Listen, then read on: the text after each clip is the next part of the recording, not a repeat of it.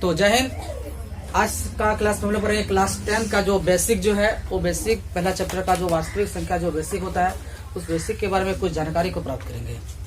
अब ये क्लास 10 का जो मैथ का जो पीछे का जो कुछ है जो हम लोग 9th में 8th में या 7th में पढ़े हैं उसी बात को हम लोग क्या करेंगे आज की क्लास में उसका थोड़ा सा रिविजन करेंगे। तो देखिए पहला क्लास में आपको क्या कहा था इसमें, देखिए क्लास 10 गणित में क्या कहा था आपका, पहला था संख्या पद्धति। अब लोग जितना भी मैथ वगैरह कुछ बनाते हैं बनाने के तौर पर आपको संख्या आता है, वो संख्या कौन सब है, कौन संख्या को क्या नाम आता है, किस नाम से उसको बुलाते हैं उसके बारे में। जैसे हम लोग का आदमी सबको देखिए चाहे बॉयज रहे या गर्ल्स रहे, हम उसका कुछ ना कुछ क्या रहता है नाम रहता है, उस नाम के हिसाब से हम लोग क्या कहते हैं उसको बुलाते हैं।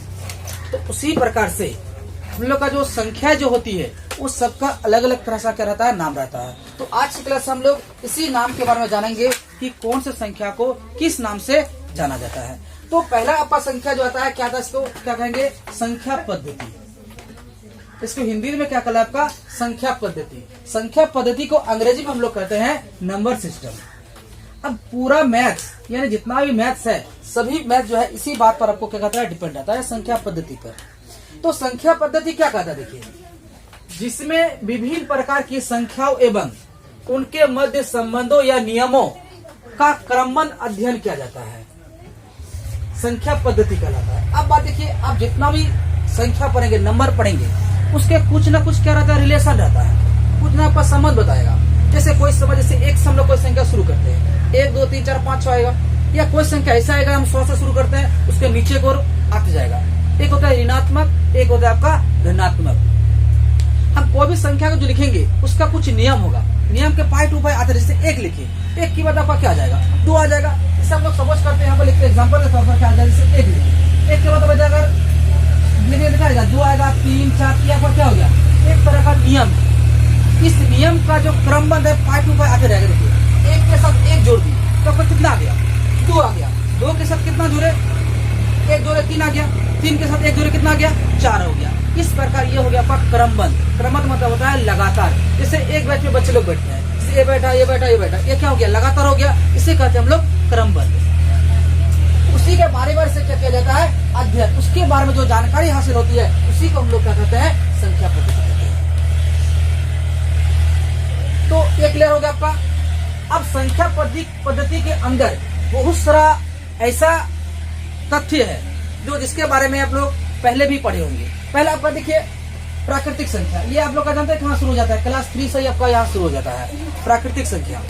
तो वहां पर बच्चे जब छोटा रहता है उसको उतना अच्छा समझ में नहीं आता है जितना उसको आना चाहिए, तो उतना होता बुद्धि नहीं होता उसके पास, मेमोरी कैप्चर उसके पास क्या रहता है कम रहता है। जो धीरे धीरे वही बात को आपको पढ़ाया जाता है। एक बात ध्यान दीजिएगा कि क्लास 10th या 9th या आगे का जो पढ़िएगा आपको पीछे का हर वस्तु को ही अब उस चैप्टर में जो है सिलेबस में आपको दिया जाता है। जैसे आप क्या बताइए प्राकृतिक संख्या आपका 3 क्लास से आपको स्टार्ट है, लेकिन आप लोग अभी क्या बता रहे हैं 10th क्लास में भी पढ़ रहे हैं, 9th में भी पढ़े, 7th में भी पढ़े, कि उसी बात को आपका क्या है भूले नहीं, उसके कारण से हर क्लास में आपको क्या किया जाता है रिविजन किया जाता है। अब देखिए प्राकृतिक संख्या नेचुरल नंबर, वह संख्या जो गणना करने में प्रयुक्त की जाती है। देखो ऐसी संख्या जो गिनती करने में काम आता हो, यानी गिनती करने की संख्या को क्या कहेंगे प्राकृतिक संख्या कहेंगे। गिनती करना मतलब क्या होता है 1 2 3 4 5 6, ये क्या काउंटिंग करना हो गया, यानी जिस संख्या से काउंटिंग किया जाएगा गिनती किया जाएगा उसी को हम लोग क्या बोलेंगे प्राकृतिक संख्या बोलेंगे।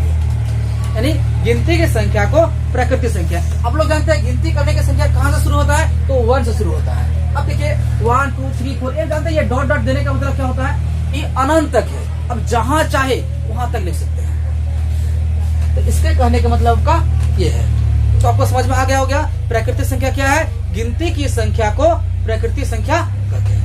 इसी बात को देखिए थोड़ा लेके वह संख्या जो गणना, गणना मतलब होता है गिनना, गणना मतलब गिनना, गिनना मतलब गिनती, तो करने में प्रयुक्त की जाती है प्राकृतिक संख्या क्या कहता है कहलाती है। आगे देखिए फिर क्या कहता है, एक होता है पूर्ण संख्या, इसको होता है होल नंबर। तो पूर्ण संख्या क्या कहता है, यदि प्राकृतिक संख्या के साथ अगर 0 को सम्मिलित क्या कर दिया जाएगा। कहे का मतलब क्या है, यदि हम कोई प्राकृतिक संख्या अगर है उसके साथ हम 0 को शामिल कर लेते हैं तो वो संख्या प्राकृतिक संख्या नहीं रह जाता है, वो संख्या आपका क्या बन जाता है पूर्ण संख्या बन जाता है। यानी याद रखने के लिए आप क्या कीजिएगा, प्राकृतिक संख्या के साथ यदि 0 को सम्मिलित किया जाता है तो वो संख्या पूर्ण संख्या कहलाता है।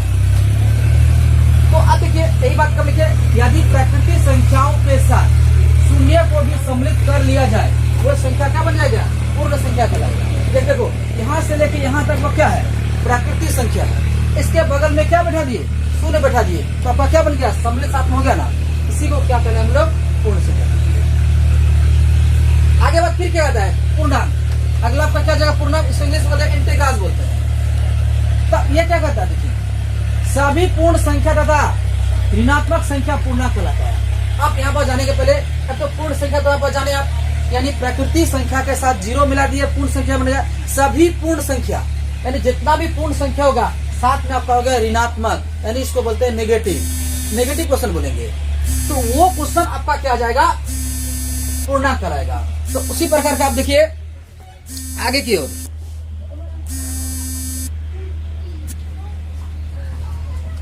तो उसी प्रकार आपका क्या कहता है, देखिए ऋणात्मक मतलब कोई भी संख्या के साथ आपका क्या लगा हुआ रहेगा, माइनस लगा रहा हो, -1 -2 ऐसे करता आपको क्या रहेगा, आगे बढ़ता हुआ जाएगा। देखिए ये आपका क्या हो गया, प्राकृतिक संख्या, ये आपका क्या हो गया, पूर्ण संख्या। अब इसके संख्या में क्या मिला दीजिए, पूर्ण संख्या में ऋणात्मक संख्या मिला दीजिए। ऋणात्मक जिस संख्या के साथ में माइनस का चिन्ह लगा रहता है उस संख्या को हम लोग क्या कहेंगे, ऋणात्मक संख्या कहेंगे।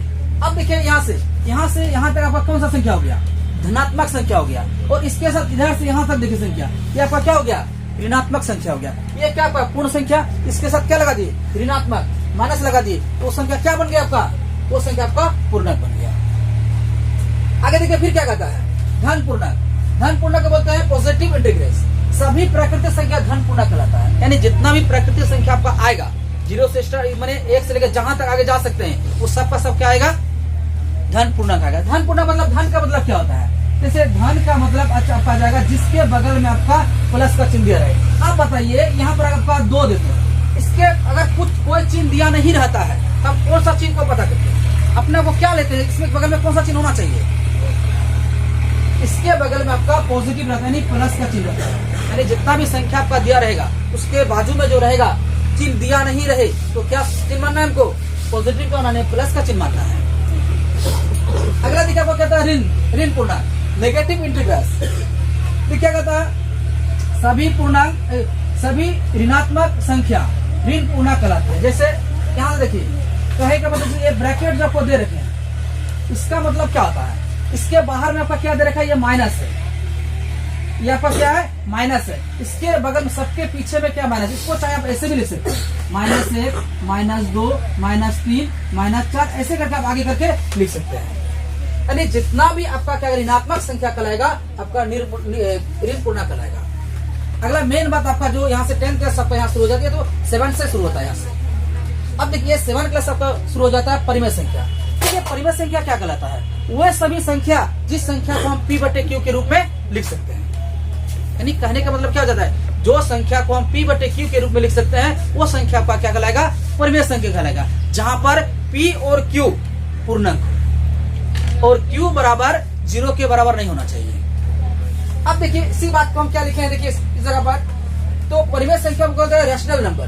वे सभी संख्या जिन्हें P/Q के रूप में व्यक्त किया जा सके परिमेय संख्या कहलाता है। जहां क्या कहते हैं, P और Q क्या है, पूर्णांक, और Q बराबर नहीं है, ये वाला शब्द को जो जैसे इधर लिखा देते हैं, ऐसा लिखा है ना, ऐसे करके ऐसे जो करते हैं इसको कहते हैं बराबर नहीं।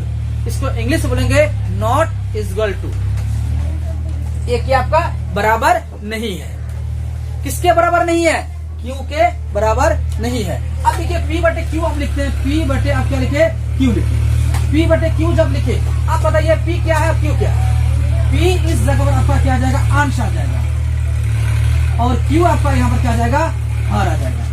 यानी कहे का मतलब ये है कि आप ऐसा कोई संख्या को जिसको अंश और हर के रूप में लिख सके वही संख्या आपका क्या कहलाएगा, परिमेय संख्या कहलाएगा। अब देखिए आगे बात हम लोग क्या करते हैं, अगला अपरिमेय नंबर, इरेशनल नंबर। तो वे सभी संख्या जो P/Q के रूप में लिखा नहीं जा सकता है वो संख्या को हम लोग क्या कहेंगे, अपरिमेय संख्या कहेंगे। यानी जिस संख्या को हम P/Q के रूप में नहीं लिख सकते हैं वो संख्या आपका क्या कहलाएगा, अपरिमेय संख्या कहलाएगा। अब इसमें बात यहाँ पर आएगा, अपरिमेय संख्या क्या पाए अपरिमेय संख्या है, हाँ, पाई क्या है? अपरिमेय संख्या, क्योंकि उसका मान जो होता है 2 मान होता है। एक मान होता है 22/7 और एक मान होता है 3.14 के लगभग होता है, क्योंकि वो भाग देने पर कटता नहीं, पॉइंट आते रहता है, इसलिए ये बात क्या आया? लगभग में आया। अब जैसे देखिए √2 हो गया, √3 हो गया, √5। आप कह सकते हैं सर जी √2 √3 यानी कहे मतलब जो संख्या रूट में है वही परिमेय संख्या है? नहीं, ऐसा बहुत ऐसा संख्या है जो रूट में होते हुए भी वो संख्या आपका क्या है? परिमेय संख्या है। अब देखिए जैसे मैं आपको बात कर, जैसे आपको √9 आपका क्या आ जाएगा? वर्गमूल 9 आएगा। क्या आप बताइए वर्गमूल 9 जो है ये परिमेय संख्या है या अपरिमेय संख्या है? आपके नजर में इसके अनुसार आपका क्या कराएगा? ये संख्या आपका अपरिमेय संख्या है, लेकिन ये अपरिमेय संख्या नहीं है। ये संख्या कौन सी संख्या है? ये परिमेय संख्या है। कैसे परिमेय संख्या है ये बात को देखिए। अब देखिए √9 का वर्गमूल कितना होता है? √9 का वर्गमूल क्या होता है? 3 होता है ना।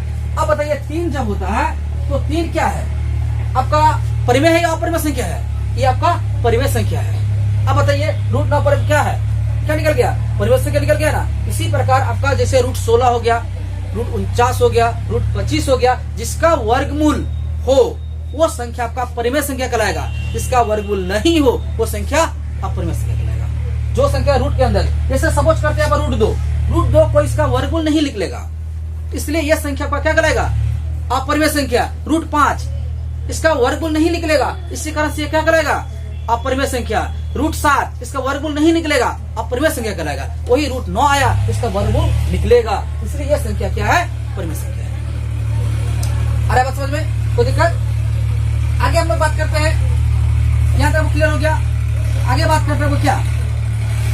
वास्तविक संख्या। जो क्लास 10 का जो चैप्टर है यहाँ से आपका क्या हो जाता है? शुरू हो जाता है वास्तविक संख्या से। तो वास्तविक संख्या में क्या कहता है? वास्तविक संख्या को रियल नंबर हो गया, वह सभी संख्या जो परिमेय अथवा अपरिमेय हो वास्तविक संख्या करेगा। अब संसार में जितना भी संख्या देखिएगा वो संख्या क्या कहलाएगा? एक परिमेय रहेगा, एक अथवा अपरिमेय रहेगा। तो वो सभी संख्या के समूह को हम लोग क्या बोलेंगे? वास्तविक संख्या कहेंगे। जो क्लास 10 का जो पहला चैप्टर सब लोग को यहाँ से शुरू हो जाता है। तो आगे की बात हम लोग करते हैं। अगला आता है सम संख्या। ये तो हम लोग बचपन में सर जी जो संख्या 2 से पूर्ण रूप से विभाजित हो जाएगा वो संख्या क्या कहलाएगा? सम संख्या कहलाएगा। यानी कहे मतलब ऐसी संख्या जो 2 से पूर्ण रूप से विभाजित हो जाता है उस संख्या को हम लोग क्या बोलेंगे? क्या बोलेंगे? सम संख्या बोलेंगे। जैसे 2, 4, 6, 8 यानी ये सब संख्या आपका क्या कहलाएगा? सम संख्या कहलाएगा। अगला पॉइंट आपका क्या आ जाएगा? विषम संख्या। विषम संख्या में आपका क्या आ जाएगा? विषम संख्या में आपका क्या आ जाएगा? विषम संख्या में आप लोग का कहलाएगा, विषम संख्या में आपको क्या कहलाएगा? ऐसी संख्या जो 2 से पूर्ण रूप से विभाजित नहीं होता है उस संख्या को हम लोग क्या कहेंगे? विषम संख्या कहेंगे। ऐसी संख्या जो 2 से पूर्ण रूप से विभाजित ना हो वो संख्या को हम लोग क्या कहेंगे? विषम संख्या कहेंगे। जैसे 3 हो गया, 5 हो गया, 7 हो गया, 9 हो गया, 11 हो गया, 13 हो गया, यानी एक सम संख्या बाद जो संख्या रहेगा वही आपका क्या कहलाएगा? विषम संख्या कहलाएगा। विषम संख्या क्या बोलते हैं? Odd number. देखिए 1, 3, 5, 7 ये सब संख्या धीरे धीरे आपको क्या करेगा? बढ़ते जाएगा। अगला आपका है आभास संख्या।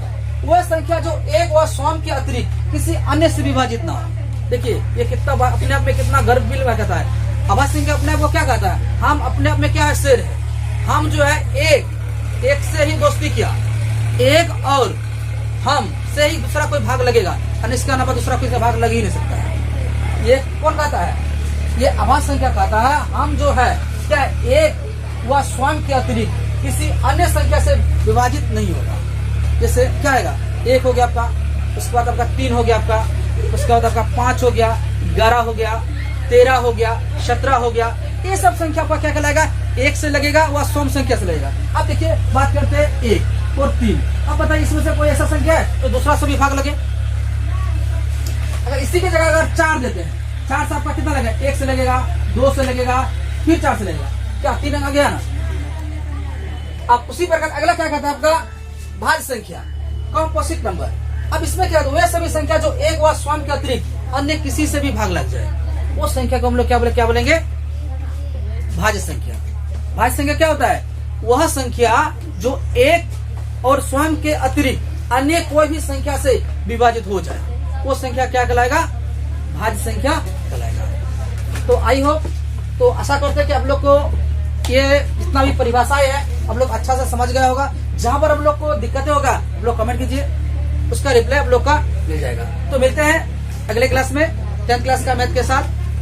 तो अगले वीडियो में, तब तक के लिए जय हिंद।